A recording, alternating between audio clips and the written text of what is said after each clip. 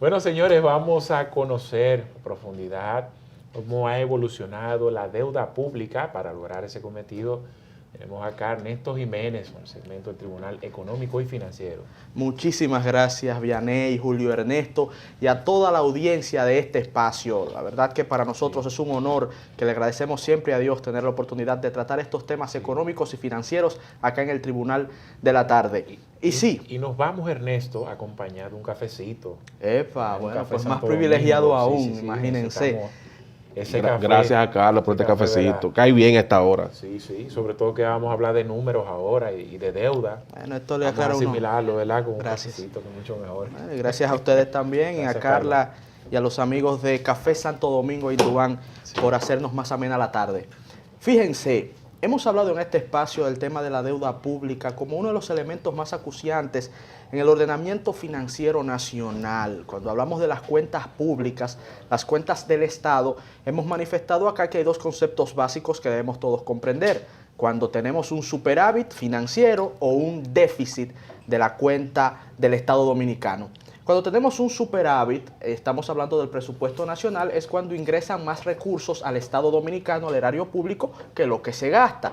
Y cuando tenemos un déficit, es cuando ingresan menos recursos que los que el Estado gasta en programas de asistencia social y en todo lo que tiene que ver con el funcionamiento de la maquinaria estatal en beneficio del pueblo dominicano, que de eso se trata. Y cuando hablamos de déficit continuos en los presupuestos dominicanos, hemos explicado en este espacio que a pesar del crecimiento económico innegable de los últimos años, el Estado dominicano no ha sido capaz de recaudar lo suficiente para financiar sus operaciones. Por eso vimos que en este año se presupuestó un déficit fiscal de un 1.7%. Pero escuchen lo que nos preocupa. Resulta que para el 2020, que ya se está discutiendo el presupuesto del año próximo, para el 2020 se está hablando de un déficit fiscal de 2.0 a 2.2%. O sea, en vez de iniciar una ruta hacia el adesentamiento de las finanzas públicas, hacia la reducción de la cantidad de recursos que tomamos prestados para las operaciones del Estado, el año que viene lo aumentaríamos en un contexto de crecimiento económico. Y aquí viene nuestra gran crítica que hemos hecho en programas pasados. Cuando uno toma prestado, vamos a utilizar el ejemplo sencillo de una familia, es porque hay escasez. Uno toma prestado cuando falta dinero para algo importante. Pero ¿cómo es posible que están aumentando los ingresos, que crece la economía, que crece el ingreso de la familia, volviendo al ejemplo, y aún así seguimos tomando dinero prestado? Aquí viene una pregunta bastante lógica. Si la familia está viendo que año tras año sus ingresos crecen y como quiera sigue tomando prestado, ¿qué va a hacer esa familia cuando venga una crisis? ¿De dónde se va a auxiliar? ¿De dónde se va a agarrar? Entonces, esa misma cuestión, esa misma crítica se la hacemos al Estado dominicano. ¿Y qué es lo que ha sucedido en términos ya de números constantes y sonantes que todos podamos comprender? Resulta que la economía dominicana viene creciendo en promedio 6.5% los últimos 7 años. 6.5% anual el promedio del crecimiento económico. Pero resulta que en los últimos 18 años la economía dominicana se ha endeudado en un 980%. El nivel de endeudamiento en términos de porcentaje es mayor que el nivel del crecimiento de la economía misma. Por eso vemos que a pesar de que está creciendo el Producto Bruto Interno, o sea, nuestra capacidad de producir crece, el ratio de la deuda o el peso de la deuda en comparación con lo que producimos también crece. En este momento la deuda pública se encuentra en un 52% del Producto Bruto Interno. Es decir, debemos más de la mitad de lo que producimos en bienes y servicios en un año. Y por eso nosotros hacemos este tipo de reflexiones en este espacio, para que la gente entienda qué está sucediendo con las finanzas del Estado y cómo podemos, utilizando ejemplos sencillos de las familias, del hogar, de usted como individuo, cómo podemos entender si se están dando buenos o malos pasos en materia económica a nivel colectivo, que ya esto depende de quienes administran los dineros públicos o el presupuesto nacional, que es el Estado dominicano. Es una situación preocupante por la tendencia, no tan solo por el monto, que en volumen estamos hablando de unos 42.000 millones de dólares de deuda. El Producto Bruto Interno ya va llegando a los 83.000 millones de dólares. El monto es alto, todavía es sostenible, pero nos preocupa que la tendencia continúa al alza. Y los factores internacionales de la economía parecen ser estables, es decir, que por esa parte, Ernesto, no hay pues una justificación para que se compliquen las cosas. Sí, estable por el momento, sí, pero hay que tener cuidado de no abusar de las calificaciones. Les pongo un ejemplo. Sí. La economía que mejor calificación tienen, hay firmas, vamos a hacer esta breve explicación, que son compañías que hacen análisis financieros de las naciones y de las empresas. Ahí está Standard & Poor's, ahí está Moody's, y estas firmas financieras tienen unos requisitos para luego dar unos porcentajes que uno llama calificaciones en torno a qué tan sana está la economía de una nación. Y a raíz de qué tan sana está la economía de una nación, ellos delimitan qué tanto se puede endeudar dicha nación. Nuestra calificación en este momento, si utilizamos la de Standard & Poor's, va por un BB-. Para que se entienda, una calificación muy buena sería AA+. Usted tiene AA-. Usted tiene AB+. AB-, BB+, BB-. Ahí estamos nosotros en Standard & Poor's. Hay muchas otras. Moody's también tiene una muy interesante, que estamos en BBA.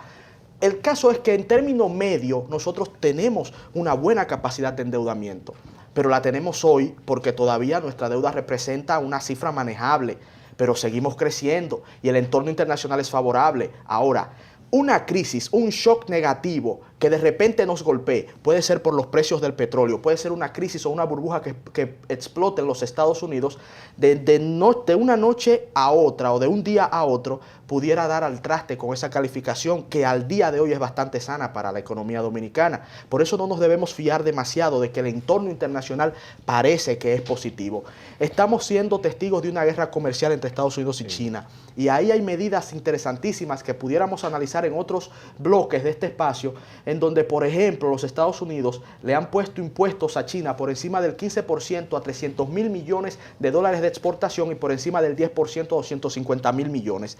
China ha respondido devaluando su moneda para tratar de una o de otra forma de reducir el costo de la exportación de la materia prima que necesita, de la importación de la materia prima y de la exportación de los productos de China. Esto puede parecer enredado, pero resulta que a República Dominicana esto pudiera terminar afectándole si la economía de los Estados Unidos cae en una recesión, como por ejemplo ya va cayendo la economía las economías de la Unión Europea.